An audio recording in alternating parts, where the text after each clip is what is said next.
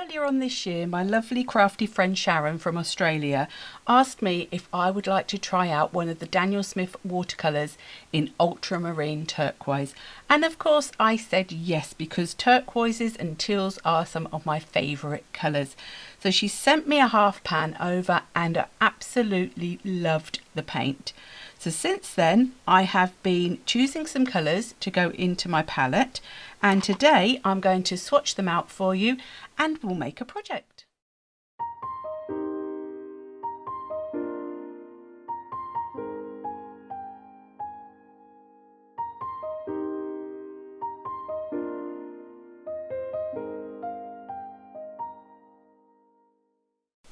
Hi everyone, Jane here. Thank you for watching my video today. Today I am going to be swatching out the Daniel Smith colours that I have chosen for my palette. Now I've got this biggish palette here that has got, well, it's meant to be 48 half pans. I've managed to squeeze extra in, so I've got 52 in here, so I've got 13 in each row. The top part is actually my core watercolours from Golden, which I also absolutely love, but on this bottom section are 26 of the Daniel Smith colours. So I'm going to be doing a little bit of a swatch and then a project in today's video. So I will put about here ish what time the project starts, and I will be swatching in a time lapse before that so that I can then do a voiceover giving you more information about the paints. Now these are a bit of a pricier paint, but I just loved how when Sharon sent me the ultramarine turquoise, I loved how it felt. I've seen some of the other colours that were available and they just made me go, oh, that's really interesting. So as I always say, just, you know, you buy to your budget. I'm not affiliated to any of these companies, so do please check around prices. If I put links, they're not affiliated. Do, you know, check in your area, because I know specifically for things like Daniel Smith, you may pay more or less wherever you are in the world. I think we pay maybe a bit more in the UK, I'm not sure, but you know, have a check around, get the best deal for you. So I have chosen 26 colours. Well, I chose 25 colours because in a way Sharon chose the first one for me, and I've chosen them for a variety of reasons. Most of these I have chosen because I really like the colours. Some I've chosen because I was trying to sort of create a rounded colour palette. I've chosen some because I think I need certain like cools and warms to be able to mix if I wanted to, but mostly I've just chosen a palette that pleases me, and I think if you choose colours that appeal to you, you are more likely to use them, and that I think is the bottom line. So I will be swatching out in my Etchr sketchbook, and then on the opposite page I will be doing a project. Like I say, I will do the swatching in time lapse, and then I think I'll do the project in real time. We'll have to wait and see, most of it probably, and I'll be using the paints and a few other mediums, I think, so that we get a bit more sort of variety in the project. So hopefully you will stick around and I'll see you again soon. Buff Titanium PW6:1, light fastness 1, semi-opaque and granulating. French Ochre PY43, light fastness 1, transparent and granulating. Yellow Ochre PY43, light fastness 1, granulating, transparent.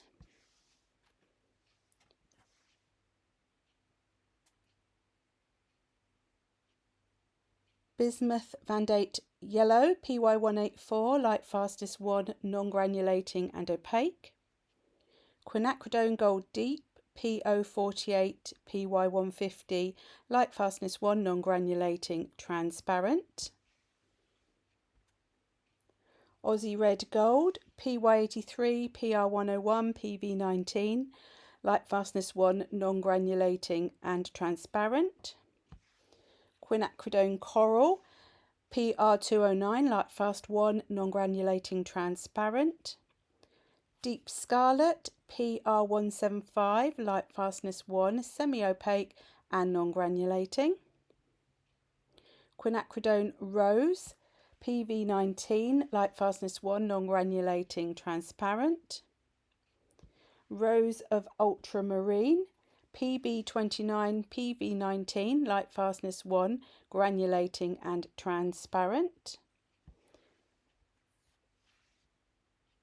Perylene Violet, PV29, light fast 1, non-granulating and transparent. Quinacridone Purple, PV55, light fastness 1, non-granulating and transparent. Lavender, PW6, PV15, PBR9, light fastness 1, granulating and semi-opaque. Manganese Blue Hue, PB15, light fastness 2, granulating and transparent. Prussian Blue, PB27, light fastness 1, granulating and transparent.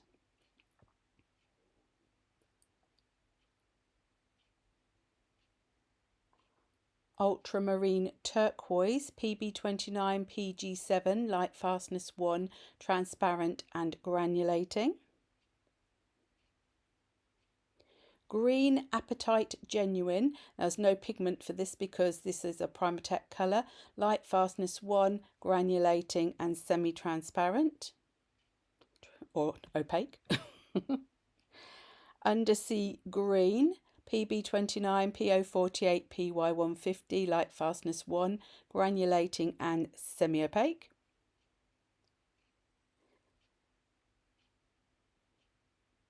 Cascade Green, PBR7, PB15, light fast 1, granulating and semi-opaque. Hooker's Green, PG36, PY3, PY150, PO48, lots in that one, light fastness of 2, non-granulating and semi-opaque. Burnt Sienna Light is a PR101, PO48, light fastness 1, transparent and non-granulating. Quinacridone Burnt Scarlet, PR206, with a light fast 1, non-granulating and transparent. Sepia is PBR7, PBK or BK9, light fastness 1, granulating, semi-opaque. Moonglow, PG18, PB29, PR177, light fast 1, granulating and transparent. Jane's Grey, PB29, PBR or BR7, light fastness 1, granulating and opaque or semi-opaque, I'm not sure, you might have to look that one up. And Lunar Black, PBK11, light fastness 1, granulating and transparent.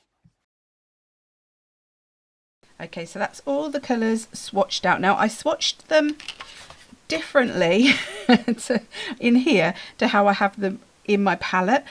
These I just swatched quickly as I was putting them in when I got them to let them dry, and I just wanted to get them in an order that I was happy with. To be honest, what I did was these 13 I bought first, and then I sort of looked at where I needed, or not so much needed, but if there were colours that I really liked that I felt would go nicely, then I sort of went with those. I do feel that I did end up a little bit sort of heavy on these sort of yellowy orangey browns, and with hindsight maybe I wouldn't have gone with all of them. I decided not, I was debating whether to get a white, and in the end I didn't, because I figured that to lighten your colours you just add water, and I didn't really want to create sort of more opaque sort of colours, so I decided to skip the white and get a different colour. So I went for French ochre, and in a way I now sort of think maybe I should have gone for something a bit different, because it's very similar to the yellow, just a lighter version. But you know, you live and you learn. And I did want a black, but I wanted a different black. So the Lunar Black is very granulating, which I thought would be quite a cool sort of effect. So as you could tell by my swatching, I have got a mixture of sort of a granulating and non-granulating here. Some of the colours very much I went for because they're different. So things like Moon Glow, Rose of Ultramarine, the Cascade Green, Undersea Green, things that had a little bit of difference about them. But hopefully I've got quite a rounded colour palette. So I sort of put these in partially because I went for a Perylene Violet, even though I have got Perylene Violet in a little Schmincke half pan, but I love that colour so much I really wanted to add it into here. So hopefully it's quite a nice rounded colour system there. But I have got my page now. I did shut my book and I've got little bits, but it doesn't matter. Now I did say recently that I wished I could have some thinner tape, and a lovely viewer in the comments did say to me about using washi tape, thin washi tape.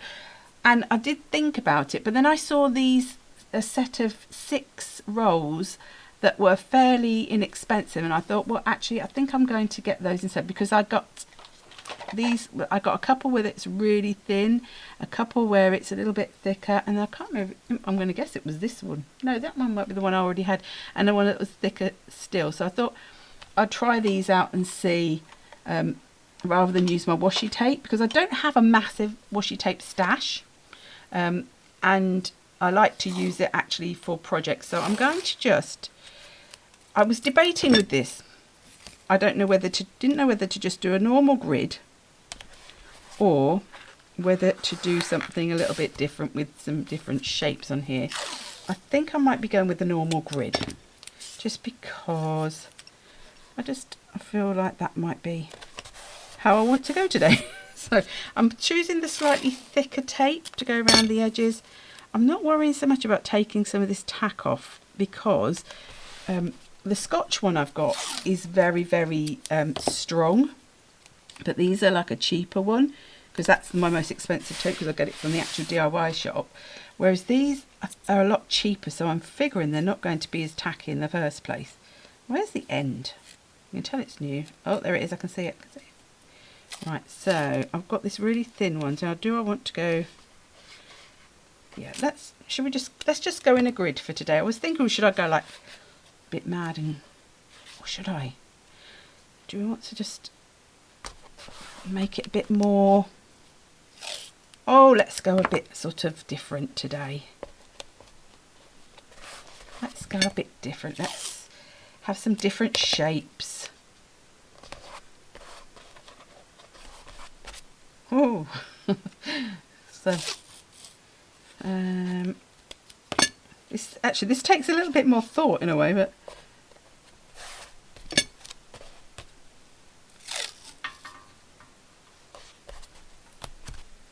that, like that.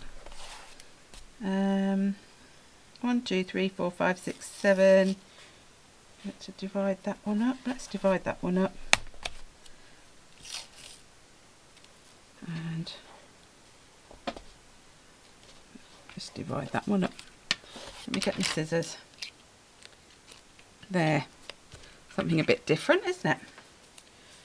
Right, so what I thought we could do is use the watercolours for a sort of a base, and then we'll add some other bits and pieces on. And I'm sticking with my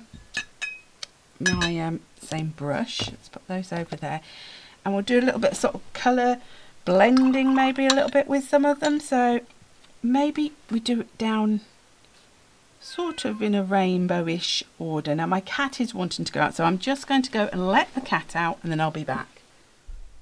Right, the cat is out, so I'm thinking I could go in a bit of a rainbowish order. So I'm going to look at my colours. So we've got Deep Scarlet, which is this one. So actually, do you know what I'm going to do? I'm going to put some water down. Now I didn't put water down for these swatches, I did just go straight down because I wanted to really just get the colour. Now let's see if we can get some nice different sort of effects. So let's go with a bit of Deep Scarlet, and we'll just dab it in a bit, see what we can get going on here. And then what else? we've got, let's go with maybe, oh, Quin Coral. Let's go with coral. So we'll put a bit of coral in with that. I'm hoping this tape is going to be okay. We're soon going to find out, aren't we? Let's put that there. And what can we have? So we've got Quin Burnt Scarlet. Should we go with that, or should we go with... Let's go with Quin Nacridone Rose. Now this was one I think I actually bought in a half pan, because I don't think at the time maybe I could get the tubes, because sometimes when I go on the websites that I usually use, and I do, I've got all my Daniel Smith paint from a little shop, but an online shop, because we just don't have art shops on the Isle of Wight where I live. But I got them online, but I got them from an actual art shop that has got an art shop on the mainland somewhere. I think up north, I'm not sure. But they sometimes, you know, sometimes things are out of stock and you have to get certain ones elsewhere. So that's my little sort of red section. Let's have a little orange section. If we're going to do this as a bit of a rainbow, I think. So let's put a bit of that. And now looking at this. Now I haven't got oranges. My nearest to an orange is actually Aussie Red Gold, which I chose because I just thought, well, it was Sharon that introduced me to Daniel Smith, so I thought I had to get an Aussie one, didn't I? And it's just such a stunning colour. Now I love quinacridone gold, but this has really got a much more orange feel to it. Let's go for a quinacridone gold deep in with this one. Oh, that sort of almost that moved away from that then. That's quite interesting. And then actually, do you know what? Let's go with a little bit more of the Aussie Gold at the bottom. So I'm not, you know, I'm just playing with the paint, which is fab. Now some of these are granulating, some are not, so hopefully that will then give us some different effects. Now let's go with the yellow. So I chose this yellow, Bismuth Vanadate Yellow, because it's so cool and bright. I don't tend to have, I don't think, that many really cool bright yellows, so I thought this would be a bit different for me. I tend to like the more earthy sort of yellows rather than very sort of neonish ones, but I thought it would be different. Now let's go with yellow ochre. Yellow, oops. So that's why I think these probably aren't meant to have 13 in here, because they do pop up every now and again, but if I can fit more colours in, that's better for me. Also, I have put some little bits of foam down the side, because I sometimes find with these palettes, they can be a bit rattly, you know, and they do sort of seem to move around a little bit. So let's just put a little bit of that in there. So I have to go through the rainbow every time. So Richard of York gave. So let's do some green. Some green in here. I've got quite a few greens, so we may have to have more than one green. Richard York go back blue, indigo, violet, browns, black. Yeah, neutrals rather. That will fit, won't it? So what have we got? We've got, I'm going to put, I think, turquoise in with my blues, because there's only 2 other blues, and I've got 4 greens. Obviously, do you know what? Green, I do like green, but I don't often go for greens. Now I've got Appetite Jet Green, Appetite Genuine. This is one of the Primatech colours, so this didn't have pigment information. So I don't now know what I'm repeating from my voiceover, because I haven't done my voiceover. Yeah. So this is the ones that were, they've got sort of gemstones in. That's, oh, a bit of that red's going, oh, don't mind, does that matter? So I went for this one. This is the only Primatech colour I went for. It was just thought it would be interesting. Let's go with Hooker's Green next. Now I chose Hooker's Green because I did feel I needed a bit of a brighter green. All my greens had been quite dark, I felt, and I wanted something with a little bit more brightness to it. And then let's go with the Cascade Green. Now the Cascade Green, I have to say, reminds me very much of the Peafowl Green from the granulating set with Holbein. Now I've only got one of the Holbein granulated colours, and I picked this, the Peafowl Green, because it's my kind of colours that I like. But yeah, I think if you've probably got that one already, you wouldn't need this colour. And this one is Undersea Green, which is very, very... Now when I did the swatches I thought they looked similar, but actually the Undersea Green is very much more... what's the word? It is a very much darker, sort of greyer, browner sort of green, I would have said. Oh, I love that, how that's done that. I say how it's done that. I did that. Right, let's go with some blues here. Oh, how am I going to do indigos then? I haven't got an indigo, have I? I've got Prussian blue, which is probably the nearest you're going to get to indigo on here. Unless we do...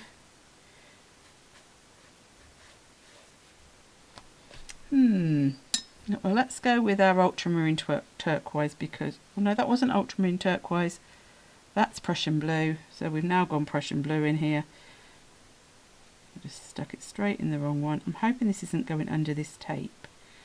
If it does, it does, but I would quite like it to have a nice crisp edge. Let's go with some manganese blue hue. Again, I chose manganese blue hue because I did really feel that I needed a brighter, lighter blue. I do have a tendency to either go with very turquoisey, tealy type blue colours, or I go for very dark Prussian blue, indigo, those sorts of colours, because they're the ones that I just happen to like.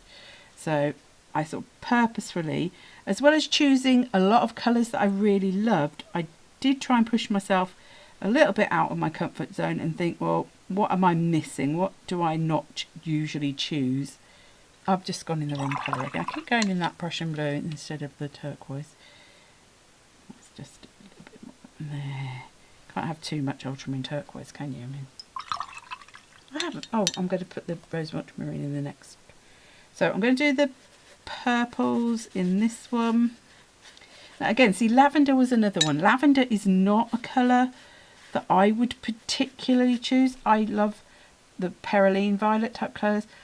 I even like, you know, the quinacridone purple, the rose of ultramarine. They're nice purples to me. This isn't my sort of purple, but I thought it is a bit different. So if I was doing anything that had, I wanted like a florally look, if I was colouring florals, or just, you know, I actually decided to do some painting and I wanted to paint some florals, this would probably be a really useful colour, and it's different to what I would usually choose. So let's go with the rose of ultramarine, which is, I do believe, this one.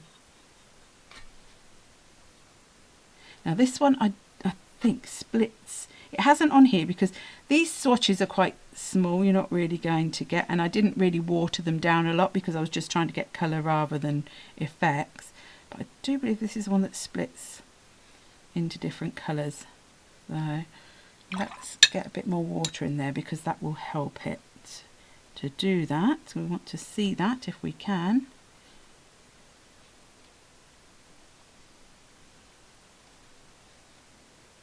Oh yeah, I can already see where I've added extra water. That splits a bit.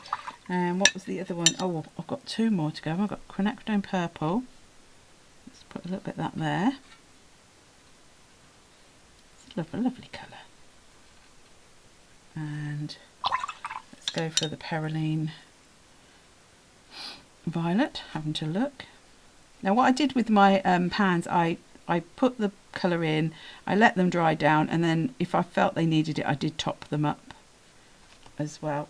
Ooh. It's It's got a bit of a mountainside vibe going on. Heather vibe. Right, so we've got Richard of York gave battle in vain. Oh, we've got 3. So we've got browns. Let's do browns in this one. Now I've got a few different ones I would consider. So we've got burnt sienna light. We've got Caran and burnt scarlet, which I sort of picked as a brownish tone, but it could also be in a red or orange. Sepia and French ochre. Let's go with French ochre, which is the one, as I said, I don't know whether I would have chosen this if I'd have really thought about it a bit more. I did think about it. I did think quite hard. Some of my colours got changed quite a few times before I decided which ones I wanted. Right, burnt sienna light, which is here.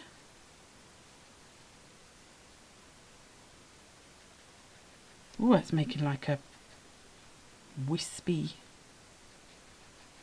result going up there where it's joining in together. Yes, I can see now where that rose of ultramarine is splitting. And let's go then with sepia. We will leave the other one. So I'm not going to necessarily, I was going to take the wrong colour then, have all the colours involved. What I think I'm going to do for the other two, I'll do one with the 2 sort of greyish tones. Moonglow, I've put Moonglow down with my greys because it, to me it is, but it does have a sort of purplish, you know, vibe going on. So we'll do the Moonglow and Jane's Grey. I mean, how can I not have Jane's Grey? It's like just... And I chose it actually because Payne's Grey are, you know, you often have in different sets, so I thought it would be something different. You can see a bit of the splitting of the Moonglow there actually. So this is the Moonglow. So let's try, oh, that's seeping over. Oh, let's quickly get rid of that because I've just put my brush in the wrong colour. I went in the sepia. Right, let's start again. This is the good thing about watercolour is you can, you know, you can rescue things quite easily if you're quite quick. Right, let's go with the Moonglow again. Let me just check which this one. Let's get that Moonglow really flowing as well. So hopefully we'll get lots of the effect of that. Now I was on the Moonglow, it did say that it is light fast, but I remember hearing that I thought people said that there are elements of it that are not, but it's light fast according to their own ratings. So I think it's probably one that you'd have to maybe just test yourself, or maybe take with a pinch of salt and just treat it as a fun colour, which is, you know, all of mine aren't, none, let's try to get this the right way around. None of my paints are going to be used on anything that's going on anybody's wall or anything I'm going to sell. So for me, light fastness isn't an issue. I'm not worried whether my things in my journal are going to last 100 years. I don't paint them, you know, they're not for that. So, but, you know, obviously if that is something you are concerned about. Now this is the Lunar Black. Oh, look at that flow. These are very flowy as well, aren't they, Daniel Smith? So if light fastness is something you need to be concerned about, then obviously check that out. I got all the information from the Daniel Smith website. If you go on the Daniel Smith website, you type in the colours and that you want the watercolour, and it comes up with a bit about the paint, and it tells you all of the pigment information, it tells you the light fast information, it tells you all the things you need to know. Right, let's put a bit more water in this because this is a very much a granulating black, which is why I chose it, because I didn't just want a black. I wanted a black that was going to be fun and do something. Right, so I have got a little bit of transfer. Oh, I didn't mean to do that in that one.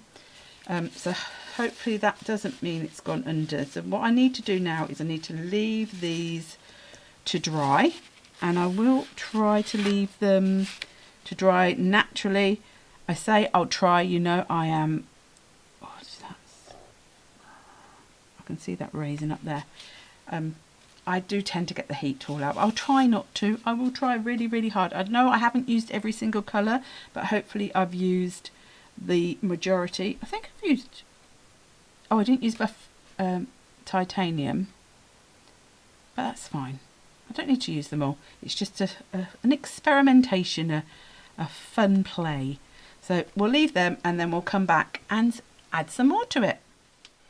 I mostly left it to dry on its own. I did then just give it a quick sort of blast with the heat tool at the end.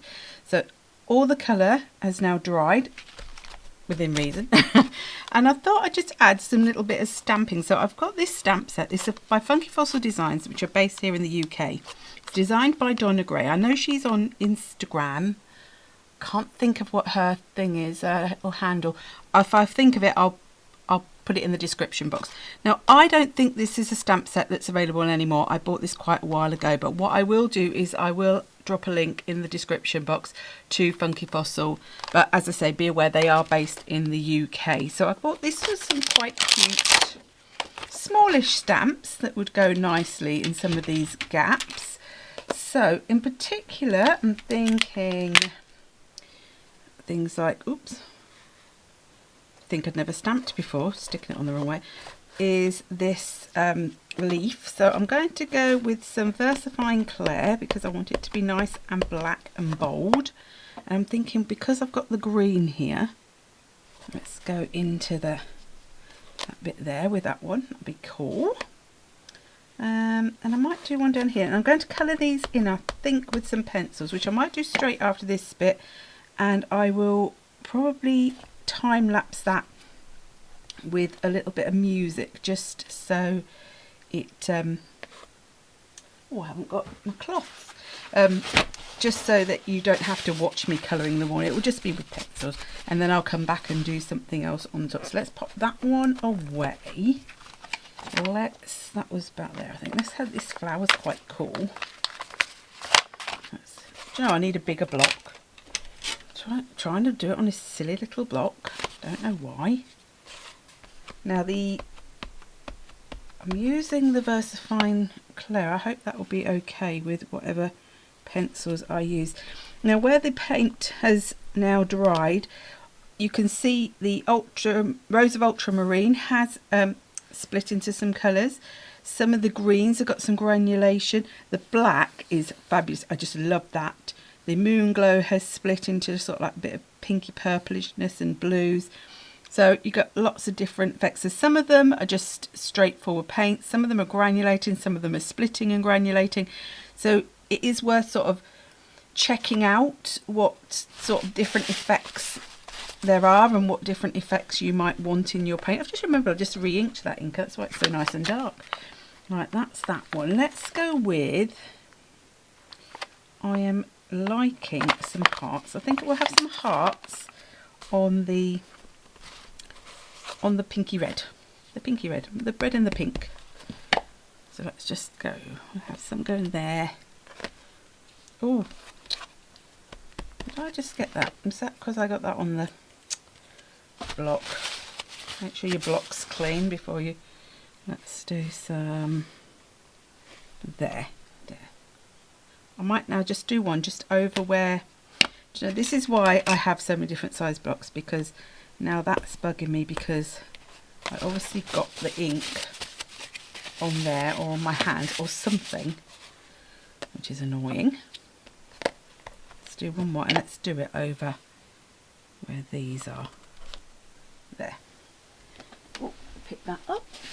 Give that a little... Right, do I need something in everyone? No, I don't, do I? Let's have a mushroom, perhaps. I like this mushroom. Let's have a mushroom maybe in the... I don't want it coming out the side. Let's have a mushroom in the brown, because that sort of goes with the brown, doesn't it? I think. For some reason, mushrooms to me are always autumn. Even though you do get them all year round, different ones, but I always just think they're an autumn thing. Let's just have that one there.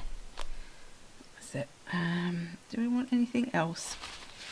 2, 3, 4, 5. feel like I just need something up in that little, in that corner up there.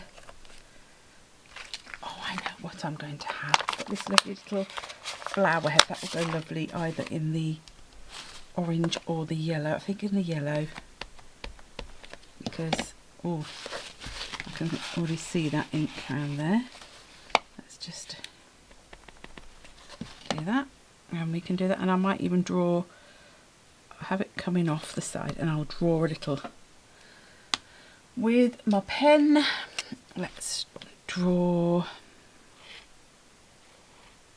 just a stem going down for that one.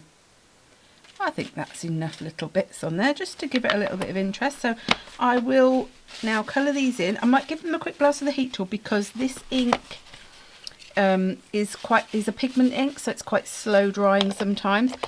Usually when I use it on watercolour paper or card, it does sink in a bit quicker and doesn't take as long, but just in case I'll give it a blast, and then I'll colour them in, and then I'll be back to do the next little step.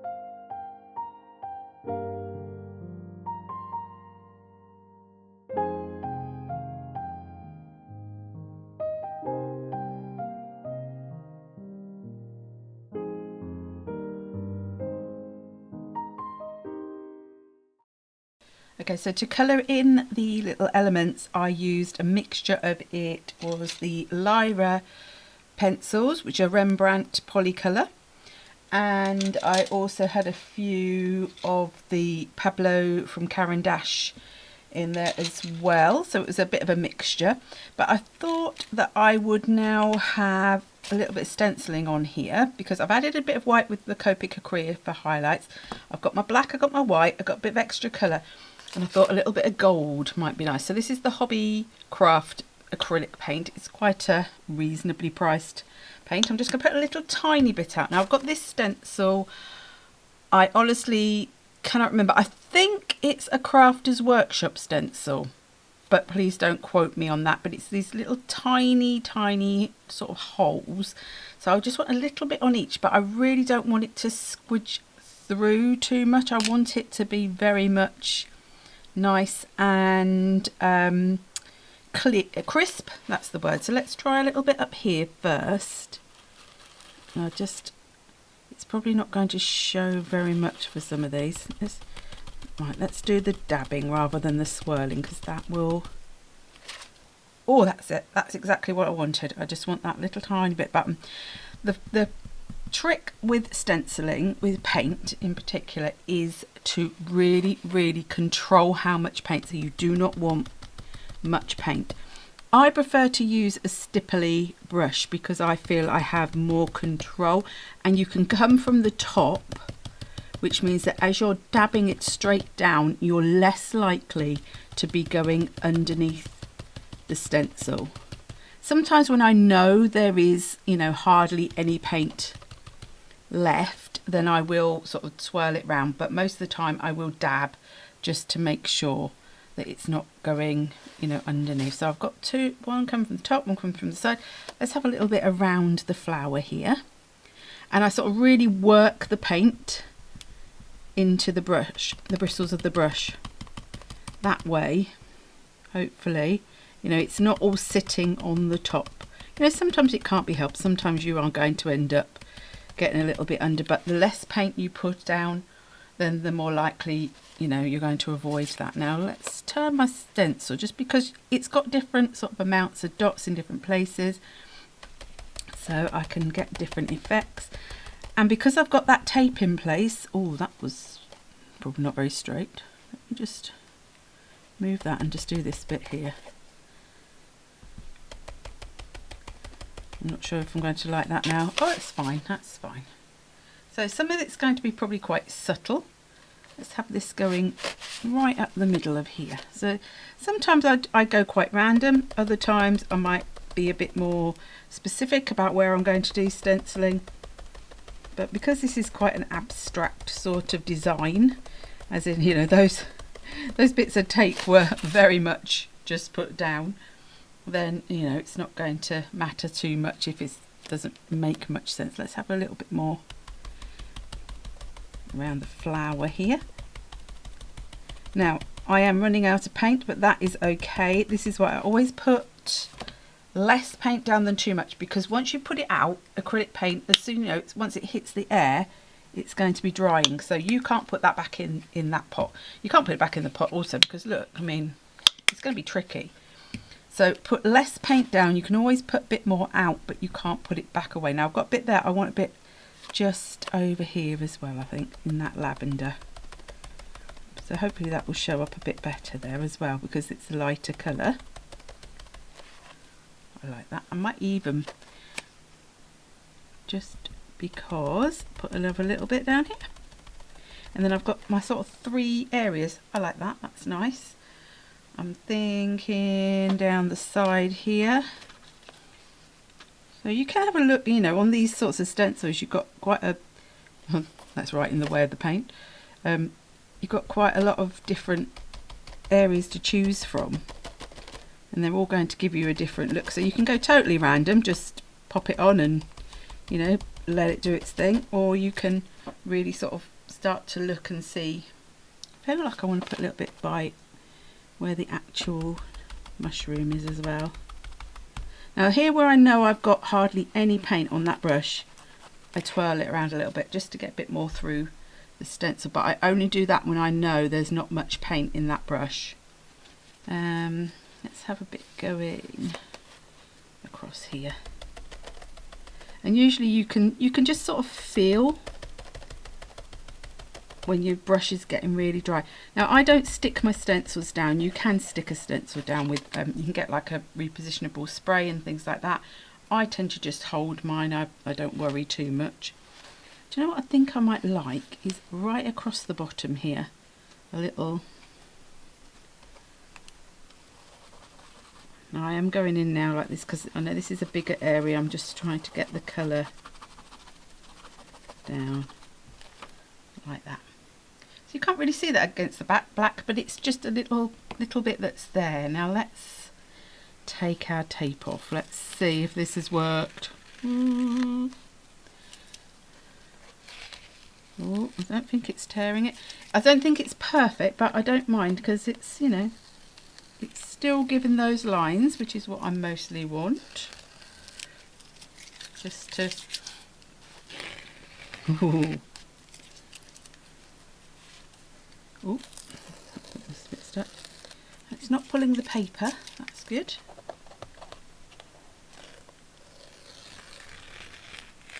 I'm not going to put any sentiment or anything on this, because it's more about, you know, paint. Now this tape is different to the one I've recently got, I do believe, so this feels a bit better quality, to be honest.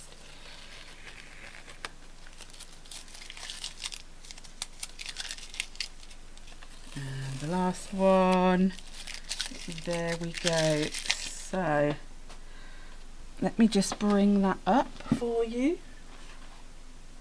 So there's our swatches. I will have photos at the end as well, so you can see everything in a bit more sort of detail. And there we go. So thank you ever so much for watching today. If you have enjoyed the video, do please give it a thumbs up, and if you haven't already subscribed, that would be fabulous if you could do that as well. And I will see you the next time. Bye.